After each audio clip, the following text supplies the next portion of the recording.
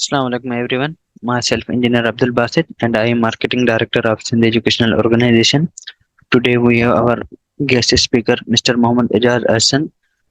He is Director of IBCC. He is distinguished Pakistani professional with a strong background in education and human rights. He has held various leadership roles including Director of IBCC and member of Human Rights Commission of Pakistan (HRCP) and promoting quality education and social justice in Pakistan. He holds 5 MS degrees in computer science and social sciences. So today he will be guiding us about the attestation and equivalence certificates by IBCC. So without further ado, over to you, sir. Thank you so much, Abdul Basit, for the introduction. अच्छा जी, thank you so much for the participants. आप लोगों ने अपना time निकाला इसमें। I am, जैसा कि बासित ने बताया कि this is Ejaz Hasan. I am director inter boards coordination commission, ministry of federal education, government of Pakistan, and I am based in Karachi and I look after the operations of IBCC of whole Sindh from Karachi office. तो IBCC basically है क्या, बहुत सारे लोगों की इसके बारे में शायद नॉलेज ना हो, तो मैं उनको पहले बताता चलूँ। मैं I be sharing my screen, so tell me कि अगर आपको मेरी स्क्रीन दिख रही है। सो बेसिकली आईबीसीसी जो है वफाकी गवर्नमेंट का एक इदारा है और मिनिस्ट्री ऑफ फेडरल एजुकेशन के अंडर में आता है। इसकी पाकिस्तान में जो है 1972 में इदारा एस्टेब्लिश हुआ। कराची का जो रीजनल ऑफिस, जो सिंध का रीजनल ऑफिस जो कराची में बेस्ड है, वो 2004 में यहाँ एस्टेब्लिश हुआ।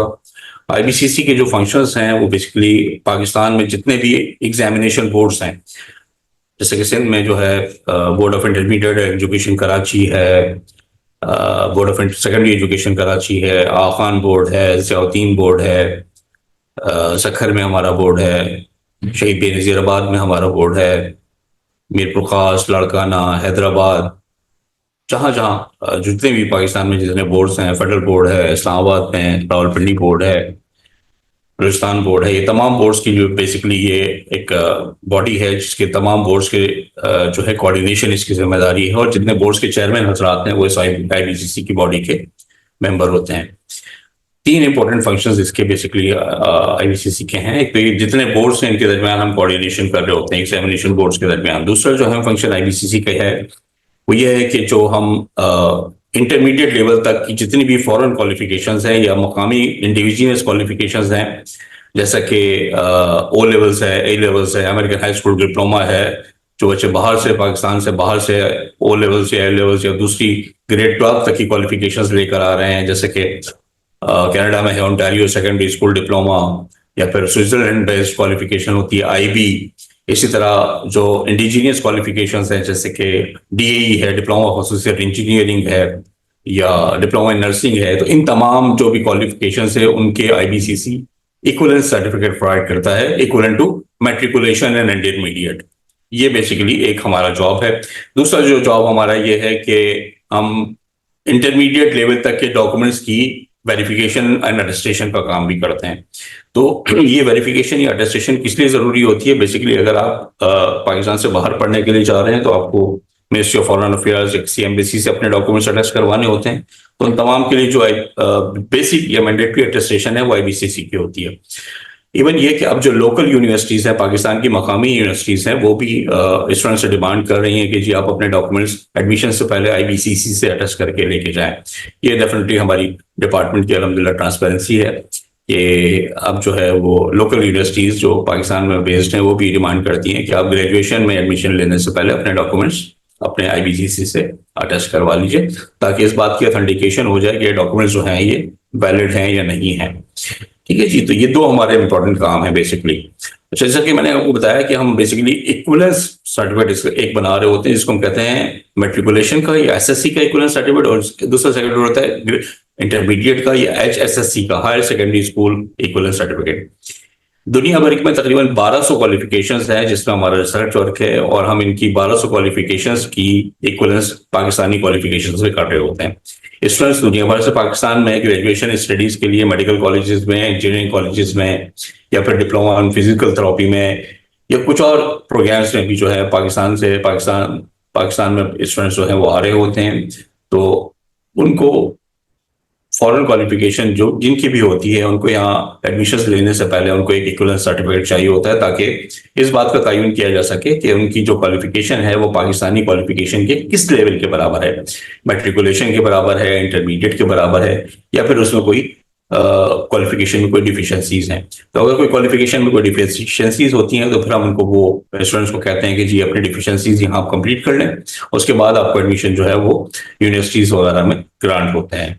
तो ये बेसिकली हमारा जो इक्विवेलेंस का जॉब है वो ये हमारा जॉब है। जो सेकंड जॉब हमारा जो मैंने आपको बताया अटेस्टेशन का है, वो ये है कि हम नर्सरी क्लास से लेकर, नर्सरी क्लास के स्कूल लिविंग सर्टिफिकेट, उनकी रिपोर्ट कार्ड से लेकर ग्रेड 12 तक के HSSC तक, हायर सेकेंडरी स्कूल तक के सर्टिफिकेट जितने होते हैं पाकिस्तान बेस्ड क्वालिफिकेशन से, उनको हम अटेस्ट करते हैं। और ये अटेस्टेशन जैसा कि मैंने आपको बताया इसलिए मैंडेटरी है कि इस अटेस्टेशन से इस बात की तस्दीक हो जाती है कि डॉक्यूमेंट्स वैलिड हैं, फोर्ज तो नहीं है, कोई फेक तो नहीं है। और IBCC मेक श्योर करता है कि जितने डॉक्यूमेंट्स हमारे पास से अल्हम्दुलिल्लाह अटेस्ट हो रहे होते हैं, हम मेक श्योर करते हैं कि हम अपनी बैकग्राउंड वर्क करने के बाद ही उनको ऑथेंटिकेट या उनको अटेस्ट करें, ताकि कोई फोर्जरी के चांसेस ना हो। अच्छा, जो इन द बिगनिंग मैंने आपको अपनी वेबसाइट आपको बताई थी, आपने जो फर्स्ट स्लाइड हमारी थी उस पर IBCC की ibcc.edu.pk ये हमारी बेसिकली वेबसाइट है, और ये एक सर्विस ओरिएंटेड वेबसाइट है। इस वेबसाइट पर अगर आप विजिट, तो ये जो आप स्क्रीन देख रहे हैं इस वक्त, ये हमारी जो अटेस्टेशन की हम बात कर रहे थे, ये अटेस्टेशन हम मैंने आपको बताया कि IBCC की जो वेबसाइट है वो बेसिकली ibcc.edu.pk, और ये हमारी एक सर्विस ओरिएंटेड वेबसाइट है। इसमें आपको इक्विवेलेंस का भी पोर्शन दिखाई देगा, अटेस्टेशन का भी पोर्शन दिखाई देगा। जब आप इक्विवेलेंस के लिए हमारे पास IBCC में अप्लाई कर रहे हैं, तो हमारी वेबसाइट पे डिफरेंट फॉर्म्स अवेलेबल हैं। अपनी कंसर्न क्वालिफिकेशन को लेते हुए आप अपना वो फॉर्म डाउनलोड कीजिए, जो रिक्वायर्ड डॉक्यूमेंट्स हैं उनको अटैच कीजिए, और उसके साथ आप फिर हमारे जो ऑफिस है उसको आप विजिट कर सकते हैं, या फिर किसी भी कोरियर सर्विस को इस्तेमाल करते हुए हमारे दफ्तर में उसको भेज सकते हैं। अच्छा, इसी तरह जो अटेस्टेशन का जो हमारा प्रोसेस है वो क्योंकि अटेस्टेशन में जो हमारे पास जो है वो प्रेस ज्यादा है, तो उसको वो अपॉइंटमेंट बेस्ड प्रोसेस है। उसमें ये होता है कि जो क्लाइंट हमारा होता है वो हमारी IBCC की वेबसाइट पे attest.ibcc.edu पे विजिट कर रहा होता है, और वहां से अपॉइंटमेंट जनरेट कर रहे होते हैं। ऑनलाइन इन्हें अप्लाई करना पड़ता है पोर्टल पे हमारे, वहां अकाउंट बनाने के बाद अपॉइंटमेंट जनरेट करते हैं और डिसाइड करते हैं कि किस दिन इन्हें हमें विजिट करना है। डॉक्यूमेंट्स की अटेस्टेशन के लिए जो डॉक्यूमेंट्स हमारे पास रिक्वायर्ड होते हैं, उसमें आपके पास सबसे पहले चीज ये होनी चाहिए कि आप जिस भी बोर्ड के आपके डॉक्यूमेंट्स हैं, आप मुतल्लिका बोर्ड से अपने डॉक्यूमेंट्स को वेरीफाई करवा लीजिए। वो आपको सील्ड एनवेलप में एक वेरिफिकेशन दे देते हैं। उस सील्ड एनवेलप वेरिफिकेशन के साथ एक NIC कॉपी के साथ, और जो आपने हमारा ऑनलाइन अपॉइंटमेंट लिया है उसके फॉर्म के साथ, आप हमारे कराची ऑफिस में विजिट कर सकते हैं, या फिर कोरियर का अपॉइंटमेंट चूज करने के बाद आप किसी भी कोरियर ऑफिस को जो है विजिट करके वहां से डॉक्यूमेंट्स हमें बजरिया कोरियर भी भेज सकते हैं। हम ये अगर बजरिया कोरियर हमें डॉक्यूमेंट्स ये मिल रहे होते हैं, तो हम आपको विद इन 3 डेज आपके डॉक्यूमेंट्स जो है अटेस्ट करके आपको आपके घर पे जो भी एड्रेस आपने हमें दिया होता है उसका हम आप पे प्रोवाइड कर देते हैं। इसी तरह अगर आप हमारे पास वॉक इन कस्टमर आ रहे हैं, हमारे दफ्तर विजिट कर रहे हैं, तो जो फर्स्ट ऑफ द डे में आपके पास हमारे पास अटेस्टेशन के केसेस होते हैं, हम उसको जो है वो सेम डे में विद इन 2 आवर्स हम आपको डिलीवर कर रहे होते हैं। और जो सेकंड हाफ में जो हमारे पास केसेस लाइक लंच टाइम के बाद 1:30 to 4:30 जो हमारे पास केसेस जमा हो रहे होते हैं, हम आपको नेक्स्ट डे मॉर्निंग में सुबह 8:30 बजे से आपको उसकी डिलीवरी शुरू कर देते हैं। तो ये it's not very complicated process, लेकिन मैं चाहूंगा ये कि हम इस सेशन को थोड़ा सा इंटरेक्टिव रखें, ताकि आप लोगों की जो क्यूरीज हैं हम उसको जो है वो बिल्कुल एड्रेस कर सकें। वासिफ, कोई अगर हैंड रेज हो रहे हो तो उनको आप बताते रहिएगा कि वो हमें जो है वो बिल्कुल नेक्स्ट जो है हमें क्वेश्चंस हम उनके ले सकते हैं बिल्कुल, अगर किसी क्वेश्चंस की, लोग की क्यूरीज बहुत ज्यादा इसमें आ रही होती हैं हमारे पास ना। अच्छा, मैं इसको चेंज नहीं कर पा रहा हूँ आपको, ये हमारी वासिफ स्लाइड चेंज हो रही है आपके पास? ये सर अभी हमें इंटर बोर्ड्स कोऑर्डिनेशन कमीशन और ये स्लाइड्स बिल्कुल चेंज हो रही है, ईमेल कराची IBCC शो हो रहा है। That's good, thank you। अच्छा, ये जो है ये बेसिकली हमारा जो कराची का दफ्तर है उसका एड्रेस है regional office Sindh at plot number ST2 national stadium road opposite Liaquat national hospital Karachi. ये कराची का ईमेल एड्रेस है, टेलीफोन नंबर भी है। हम मेक श्योर करते हैं कि हमारी टेलीफोन लाइंस भी क्लाइंट्स को जो है वो कैटर करते रहे, और जो ईमेल्स हमें क्यूरीज के मिल रहे होते हैं हम उनको भी कैटर करते रहते हैं। लोग इवन हमसे लिंक्डइन पे भी कोऑर्डिनेशन कर रहे होते हैं, हम वहां भी उनको मेक श्योर करते हैं कि जवाब देते रहें। ये मेरी डिटेल्स हैं, आप इस पर मुझसे रब्ता कर सकते हैं, लिंक्डइन पे कोऑर्डिनेट कर सकते हैं, किसी को कोई इश्यूज हो बिल्कुल रब्ता कर सकते हैं। और अब जिसकी जो सवालात हैं हम बिल्कुल उसको ले सकते हैं वासित, जिनके क्वेश्चंस हैं, ताकि हम इसको थोड़ा सा इंटरेक्टिव रखें, क्योंकि यूजुअली स्टूडेंट्स के क्वेश्चंस बहुत ज्यादा आ रहे होते हैं। तो अगर आपके जहन में आईबीसीसी के हवाले से, इस प्रोसेस के हवाले से कोई क्यूरीज है तो हम वन बाय वन उनको ले सकते हैं। Thank you. Thank you so much sir. Participants, अभी आपको जिसको भी जो क्वेश्चन है वो काइंडली अपने हैंड रेज कर दें या फिर चैट में आप मैसेजेस लिख लें, हम सबको ना एक एक करके एंटरटेन करेंगे। जी फबीहा, आप पूछ सकती हैं। Okay, Assalamu alaikum. I am Fabiha. I am the career counselor at Generation School College, and I am a psychologist also. और मेरा concern, मैंने आपका जो registration form है उसमें mention किया था कि as an educationalist and as a psychologist, मेरा ये concern है कि हमारे पास IBCC में we've got answer for all the individuals who want to get educated and have average IQ. Means they are blessed as a typical human being. मेरा concern ये है कि पाकिस्तान की एक बहुत बड़ी पॉपुलेशन है जो कि स्पेशल नीड बच्चे हैं, उनके लिए आईबीसीसी ने क्या इक्विवेलेंसी निकाली हुई, क्योंकि अगर हम कॉथम की भी बात करें या जो कि प्योरली स्किल बेस्ड इंस्टीट्यूट है, वो ये कहता है कि आपके पास मिनिमम जो है मैट्रिक या इंटर की क्वालिफिकेशन हो तो आप डिग्री प्रोग्राम में जा सकते हैं। अब मैट्रिक और इंटर की अगर हम बात करें तो आपको पता है कि ना मैट्रिक और इंटर के अंदर जो उर्दू इस्लामियत पास स्टडीज हैं जो कि हर और मैथ्स जो हर बंदे को बाय हुक और क्रुक क्लियर करने हैं, वो स्पेशल नीड बच्चा जिसको डाउन सिंड्रोम है, जिसका माइल्ड या मॉडरेट भी अगर होगा, यानी आईक्यू डेफिसिट के साथ है, न्यूरो डेवलपमेंटल डिले के साथ बच्चा पैदा हो रहा है, तो वो आपको पता है कि वो ये चीज नहीं कर सकता। तो क्या आईबीसीसी कोई ऐसा वे आउट निकाल सकता है जिसके अंदर हमारे पास स्कूल्स को ये चीज अलाउ की जाए, या आईबीसीसी खुद इस चीज की रिस्पॉन्सिबिलिटी ले कि हम वोकेशनल ट्रेनिंग बच्चों को दें जिसके थ्रू बच्चे को इक्विवेलेंसी मिल सके मैट्रिक की या इंटर की। ये क्वालिफिकेशन सिर्फ पाकिस्तान के अंदर नहीं है, बाहर के मुल्कों में आप यूके जाएं, आप मलेशिया जाएं, ऑस्ट्रेलिया जाएं, कहीं भी जाएं, वहां पे वोकेशनल ट्रेनिंग या आईजीसीएसई ही जो है हमारा कैम्ब्रिज बोर्ड है, उनके पास भी कुछ प्रोग्राम ऐसे हैं, जैसे स्पोर्ट्स है या एग्रीकल्चर है, कुछ ऐसे होते हैं जिनको मिला के बच्चे को एक equivalency at the end A level या ओ लेवल यानी मैट्रिक या इंटर की इक्विवेलेंसी दे दी जाती है, जिसके बाद बच्चा बाद में यूनिवर्सिटी में एंटर हो जाता है और उसके बाद आपके सामने कि बच्चे जर्नलिज्म वगैरह सभी कुछ पढ़ रहे होते हैं। तो मेरा कंसर्न ये है विच इज वेरी अलार्मिंग कि पाकिस्तान के अंदर अगर आईबीसीसी इन चीजों को एड्रेस नहीं करेगा तो हमारे पॉपुलेशन इन बच्चों की कहाँ जाएगी।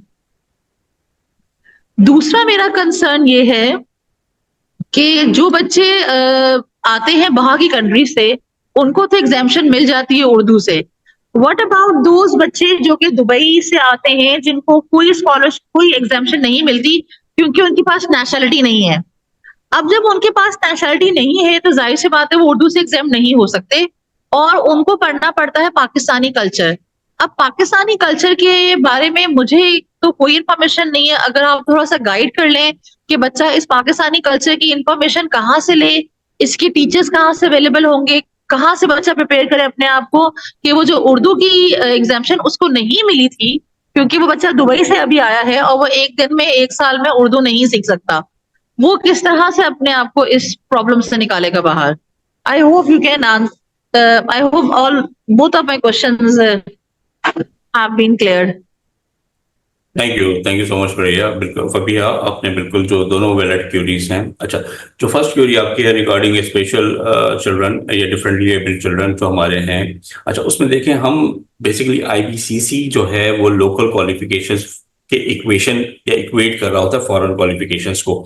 एक तो फोरम थोड़ा सा जो है ना ये it is not the right forum for the questions, क्योंकि हम जिस चीज को फॉलो कर रहे होते हैं वो होता है national scheme of studies which is basically prepared and by the end approved by the parliament of Pakistan, जिसको हम फॉलो कर रहे होते हैं। अच्छा, नेशनल स्कीम ऑफ स्टडीज में जो सब्जेक्ट्स हैं उसमें English, physics, chemistry, English, mathematics और उर्दू, इस्लामियत एंड पाकिस्तान स्टडीज, ये 5 कंपलसरी सब्जेक्ट्स हैं जिसको हम भी आईबीसीसी एज ए बॉडी हम उसको इग्नोर नहीं कर सकते, बिकॉज हमने उसको फॉलो करना है।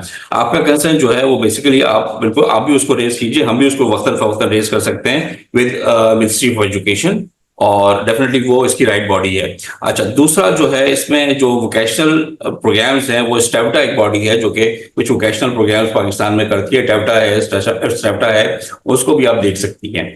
सेकंड जो आपका क्वेश्चन है history and geography of Pakistan के मुताबिक, बेसिकली जो स्टूडेंट पाकिस्तान से बाहर रहे हैं, ऑलमोस्ट उनकी तमाम एजुकेशन पाकिस्तान से बाहर है, या कम अज कम भी 10 साल का और उन्होंने पाकिस्तान से बाहर गुजारा है, तो उनको उर्दू जो है उसकी जगह जो लोकल बोर्ड्स हैं वो ऑफर करते हैं history and geography of Pakistan.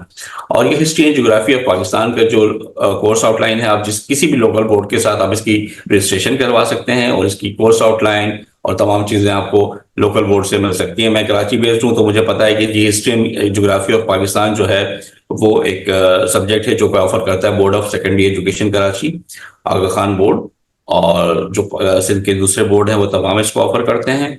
तो ये वहां से ये बिल्कुल इसकी कोर्स आउटलाइन इनको मिल सकती है और अपेयर हो सकते हैं। कोई इतना मतलब एक तो Urdu in place of Urdu भी है, इंग्लिश मीडियम में होता है, और कोई इतना डिफिकल्ट सब्जेक्ट नहीं है। स्टूडेंट्स को विद इन मेरे ख्याल से टाइम जो है इसकी तैयारी करके इसमें अपेयर होते रहते हैं, और हमसे इक्वलेंस भी लेते रहते हैं। तो ये history and geography of Pakistan बिल्कुल एक वैलिड उनके लिए सब्जेक्ट मौजूद है, जो कि हम स्टूडेंट्स को परमिशन ग्रांट करते हैं। उनको प्रूफ ये करना होता है कि जी वो उनकी जो स्टडी है, एटलीस्ट 10 ईयर्स ऑफ स्कूलिंग उनकी जो है वो पाकिस्तान से बाहर है, ये तो फिर हम उसको एक परमिशन देते हैं, और वो history and geography of Pakistan में अपेयर हो जाते हैं।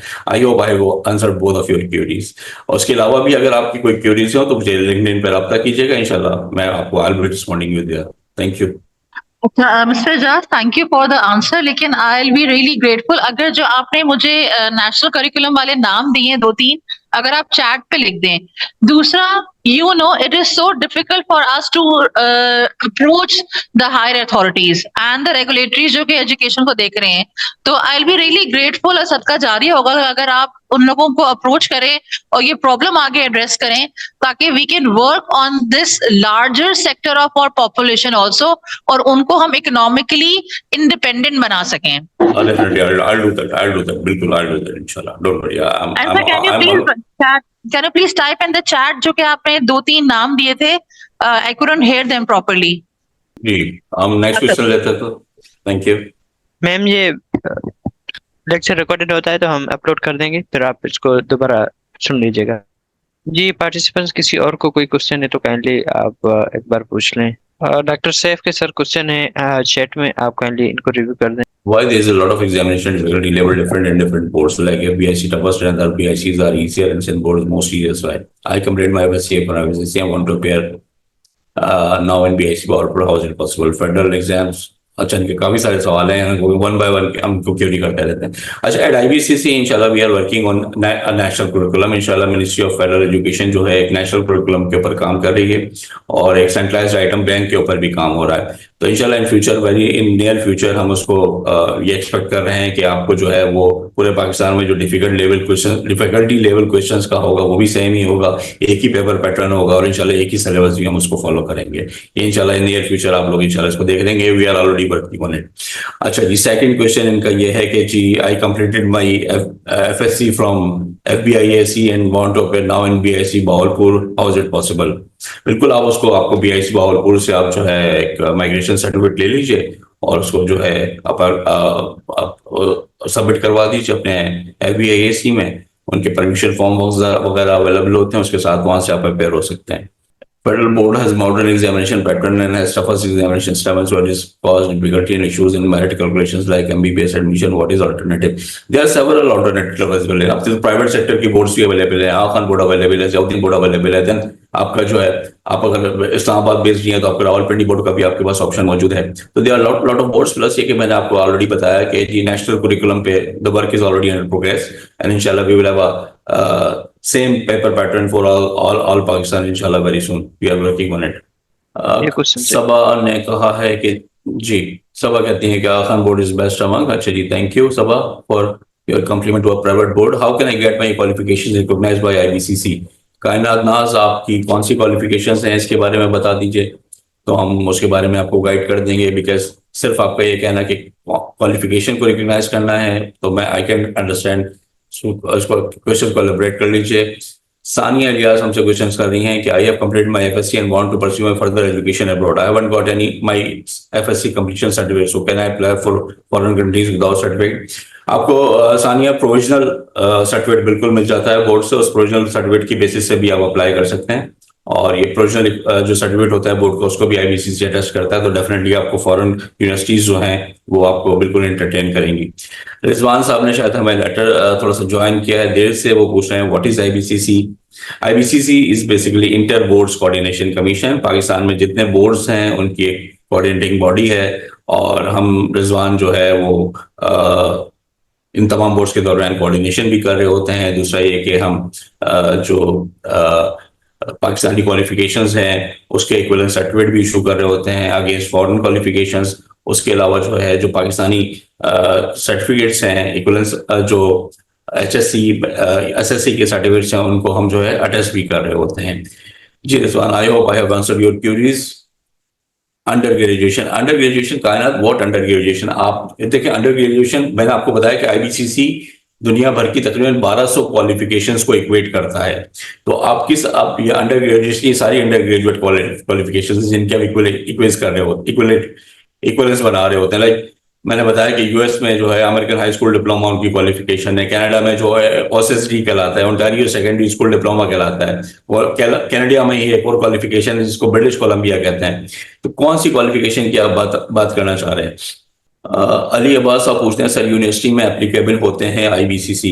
जी अली अब्बास साहब, लास्ट ईयर क्योंकि ये हुआ कि बहुत सारी जो मेडिकल कॉलेजेस की सीट्स थी, एमबीबीएस की सीट्स थी, वो मैंने भी अखबार के थ्रू न्यूज़पेपर में देखा था कि तकरीबन अबाउट 300 मेडिकल कॉलेज की सीट्स होती हैं, वो फेक सर्टिफिकेट्स के बाद की वजह से जो है वो जाया हो गई, क्योंकि जब इन्होंने उसकी वेरिफिकेशन की तो पता चला ये सर्टिफिकेट्स हमारे स्टूडेंट ने फेक जमा करवाए थे। तो उसके बाद से फिर जो यूनिवर्सिटीज है उन्होंने अपने अंडर ग्रेजुएट प्रोग्राम्स के लिए भी जो है बहुत सारी यूनिवर्सिटीज ने आईबीसीसी की अटेस्टेशन को कंपलसरी करार दे दिया गया है। अब वो कहते हैं कि जी आप पहले आईबीसीसी से अपने डॉक्यूमेंट्स अटेस्ट करवा लीजिए, उसके बाद फिर हम आपको जो है किसी अंडर ग्रेजुएट प्रोग्राम में जो है वो एडमिशन देंगे। तो ये अप्लीकेबल है बहुत सारी यूनिवर्सिटी में इस वक्त।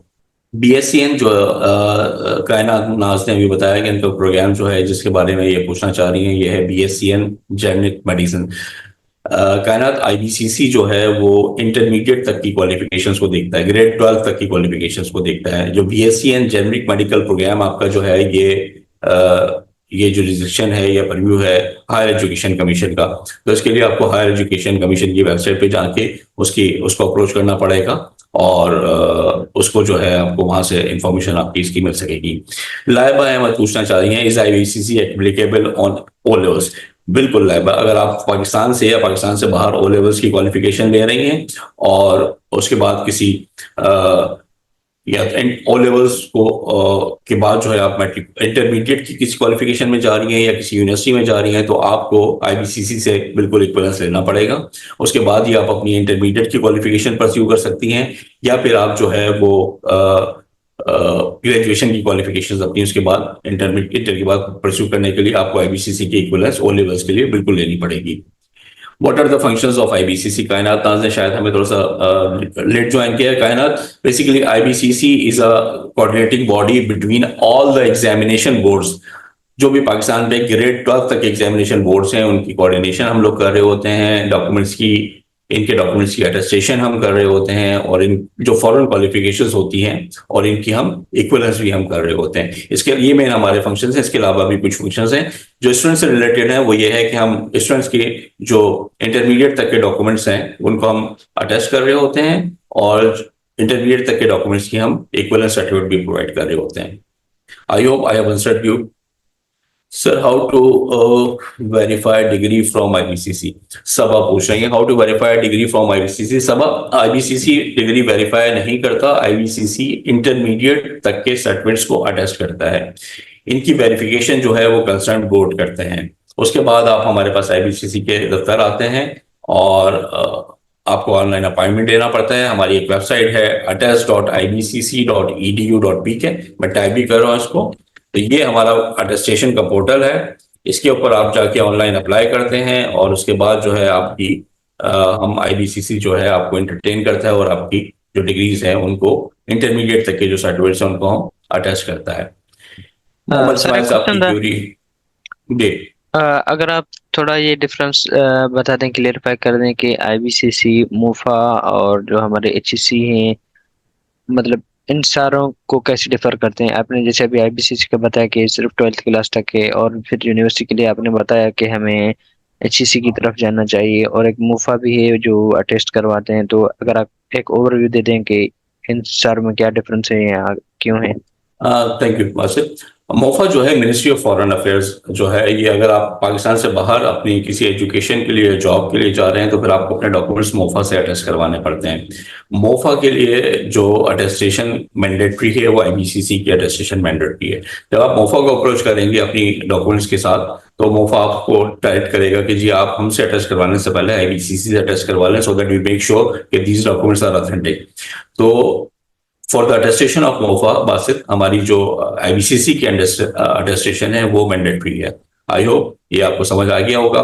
दूसरा जो एचईसी है, हायर एजुकेशन कमीशन है, वो ग्रेड 12 के बाद की क्वालिफिकेशंस को देख रहा होता है। ग्रेड 12 ऑनवर्ड, मतलब ग्रेड 13 है, लाइक ग्रेजुएशन है, पोस्ट ग्रेजुएशन है, डॉक्टरेट है, पोस्ट डॉक्टरेट है, ये जो क्वालिफिकेशंस है ये हायर एजुकेशन कमीशन देख रहा होता है। और क्लास 1 से, नर्सरी क्लास से लेकर इंटरमीडिएट तक की जो क्वालिफिकेशंस हैं उनको हम आईबीसीसी देख रहा होता है। ये एचईसी में और आईबीसीसी में डिफरेंस है। Basit, I hope it is clear. अगर कोई क्वेरी है तो प्लीज बताइए। नो सर, थैंक यू, बस अभी ये क्लियर हो गया। Thank you.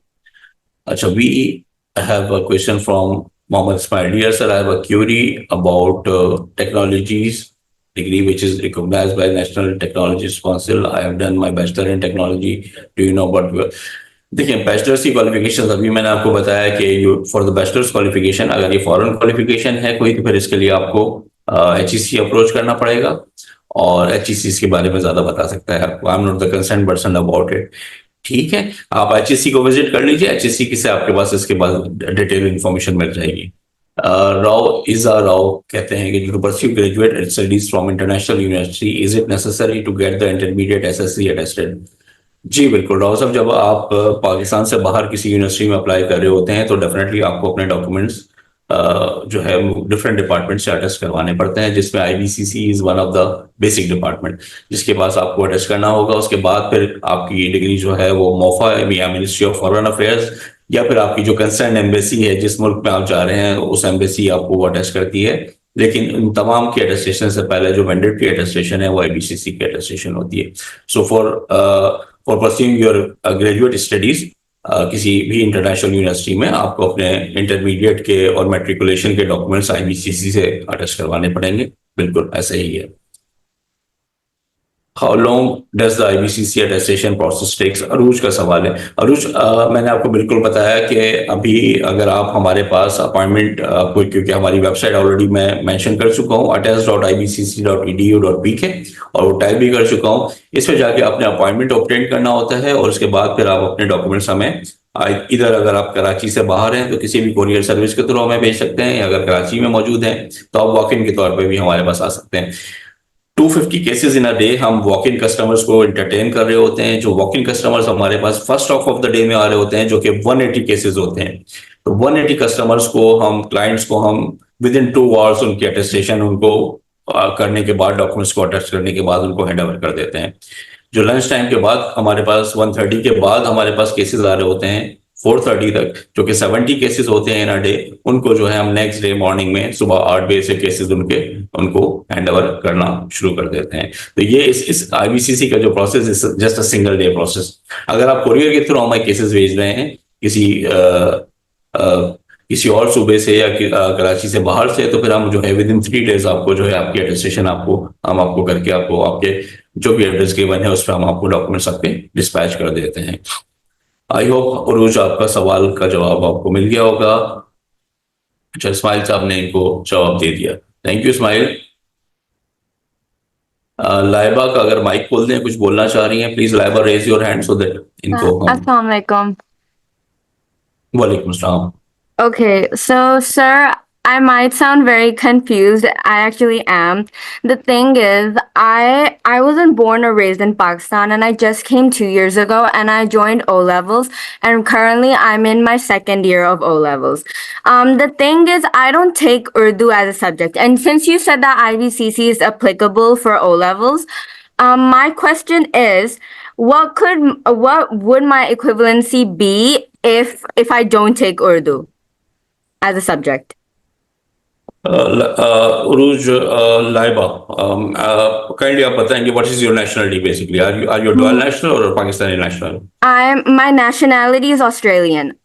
You don't have to pass Urdu then. If you're Australian, if you're an Australian national, then you are exempted.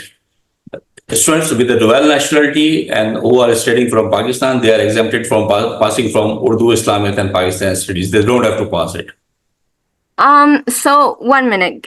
Can you repeat what you said? I didn't quite get it. Laiba, the students with a dual nationality and the students having any other nationality than Pakistan, or students who are studying out of Pakistan, they don't need 3 compulsory subjects, which is Urdu, Islamic, and Pakistan studies. They will be issued equivalent certificate on the basis of 5 subjects at O levels, which is English, mathematics, and if you are going for science subjects, then biology, chemistry, and physics, or computer sciences, whatever. Okay. So the thing is, like I said, I'm in year 10 right now for O levels. So currently in this stage, I have to give 3 papers: Pakistan Studies, Islamiyat, and Urdu. You said I could exempt from Urdu. Is that correct?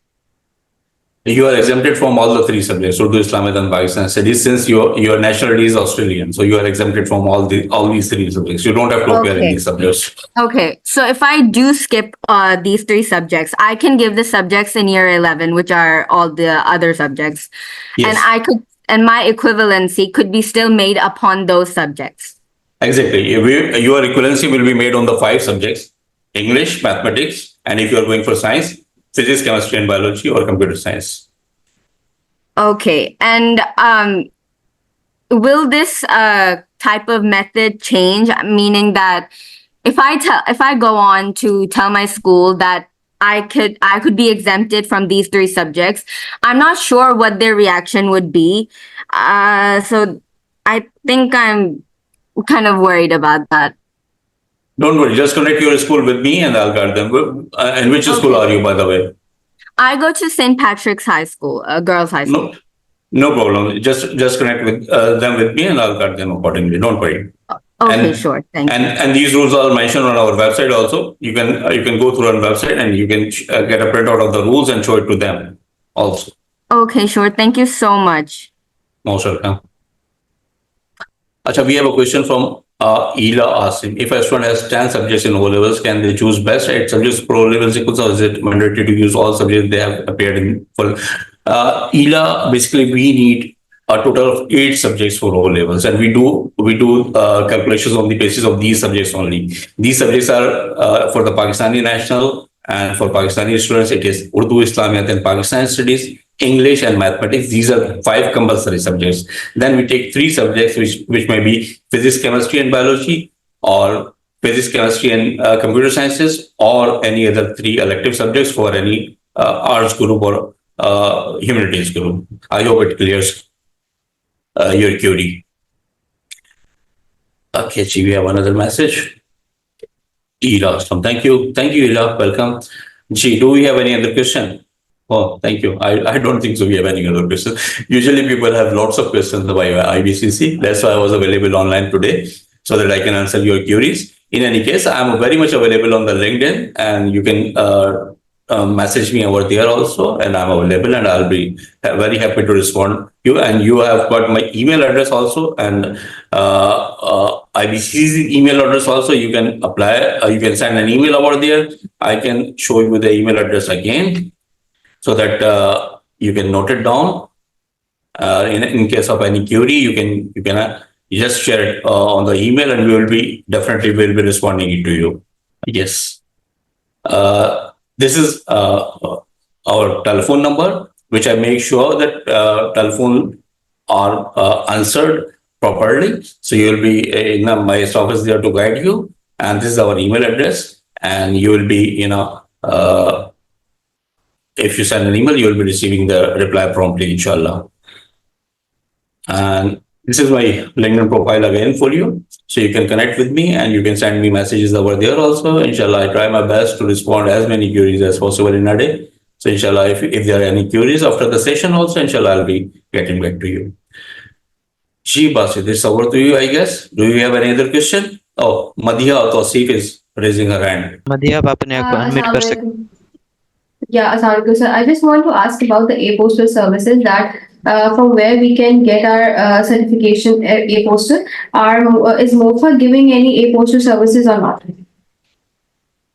MOFA is not giving a postal service. I've just read in the newspaper, but so you have to apply through a courier, maybe, I guess. So kindly check with the MOFA. At IBCC, Okay. at IBCC, we do welcome the walk-in customers as well, and we do welcome the courier customers as well. Both are welcome. So you people are doing A-Postal services as well, right? Yes, Okay, okay. Thank you so much. welcome. Then we have a query from Ida again. I want to study computer science in Pakistan, is it mandatory for my equivalents to include math, physics, chemistry as my elective, or can I use other subject combination like chemistry, physics, and literature? For the science group, Ida, you need English, math, physics, chemistry, and biology. And in replacement of biology, you can go for computer sciences. And for the other subject combination, you can visit our website for further details. If you have any other queries, so you can definitely get back to me. You can definitely let me know through LinkedIn or through email, and we will get back to you, inshallah. I hope I have answered your query. Fabia is raising her hand again. Sorry for her raising the hand again. Just correct me if I'm wrong. I think this is what I know. Add maths and further maths is not added in equivalency. Is this correct? Yes, Fabia, you are correct. Add math and further mathematics is not required.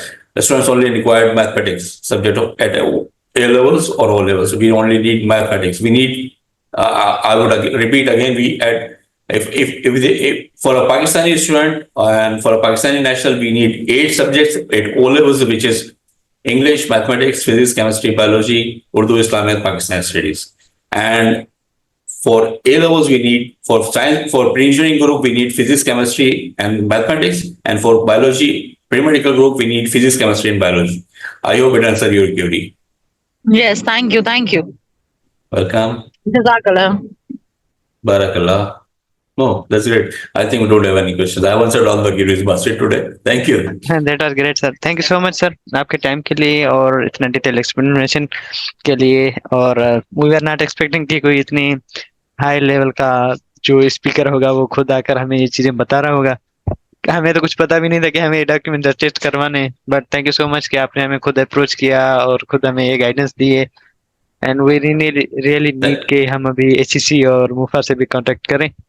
And thank you so much, Basit, and thank you so much. We are most welcome, Basit, and I am always available in the office, and I am always available on the telephone. I am always available on the LinkedIn or any other social media. जहाँ भी मुझसे लोग राब्ता कर रहे होते हैं, I am always available. My staff is always available to guide them. And जिस तरह मैं बार-बार आप लोगों ने शायद फील ना किया हो, लेकिन मैं बार-बार अपने जो मेरे पास स्टूडेंट्स आते हैं उनको मैं क्लाइंट्स कहता हूँ और क्लाइंट्स ही समझता हूँ. और बिल्कुल हमारी कोशिश होती है कि हम IBCC में उनको बिल्कुल उसी तरह डिलीवर करें जिस तरह आप अपने क्लाइंट्स को कर रहे होते हैं. यही हमारा मोटो है basically. Thank you sir, thank you so much. और बस ये आपका बड़प्पन कहें कि आपने खुद ही हमें टाइम दिया. एंड होपफुली क्यूरीज क्लियर हो गई होंगी. हम ये वीडियो भी अपलोड करेंगे इन केस अगर किसी को और फिर भी कुछ क्यूरीज होंगी. And thank you so much for your time sir. Thank you participants for thank joining. You. Laiba again. Laiba कुछ बोलना जी चाहती है? Laiba. I'm so sorry, sir. It's just that my mom's kind of curious. I'm not exactly sure. The thing is, myself, I'm not exactly sure if I have a dual nationality or not. But even if I do have a dual nationality, would I still have to give Pakistan Studies and Islamiyat and Urdu, or? Laba, you said you are Australian national. So, Yes, yes. so if you are Australian national, you are exempted from these subjects. Urdu, Islamic, and Pakistani studies. You don't have to worry about these subjects. Then. And if I were to be if I were to have a dual nationality, would I still have to give them or not? Dual nationality का मकसद ये होता है कि आपके पास Pakistani nationality, you have a Pakistani nationality also and an Australian nationality also. That has No, nothing to no. do. Yeah, that has nothing to do with compulsory subjects. If you have any Okay. nationality, then Pakistani, then you are exempted from passing from Urdu, Islamic, and Pakistani studies subject at O levels or at SSC level, secondary school level. Okay, because the thing is, I already have my NICOB made. So that's what my mom was wondering, whether I would have to give it or not. No, you don't have to give it. You don't have to give it. Since you are Okay, Australian, you don't have to give it. Okay, thank you so much. And I'm so sorry for interrupting again. You are most welcome. You are most welcome. Okay, sir. Thank you so much, and Allah Hafiz. Thank you, participants. Allah Thank you. Hafiz. Allah Hafiz.